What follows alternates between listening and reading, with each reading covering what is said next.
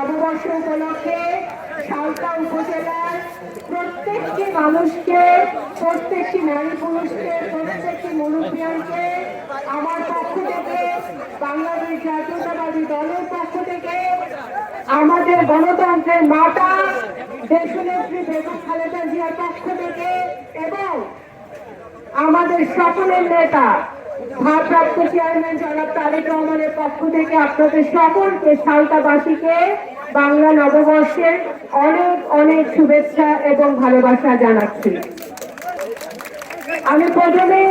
আজকে সালতা উপজেলা কর্তৃক আয়োজিত বৈশাখী যাত্রা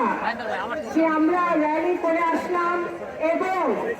আমরা এখন কিছুক্ষণের মধ্যে উপভোগ করব লাঠি খেলা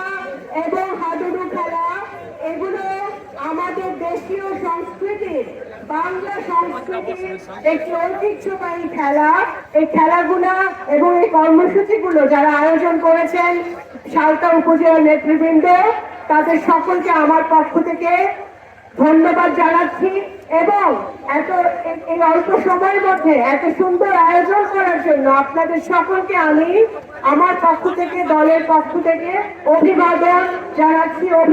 জানাচ্ছি এবং অভিবাদন জানাচ্ছি। আজকে আমি একটি কথা বলতে চাই, আজকের পহেলা বৈশাখ, আজকের নববর্ষ 1432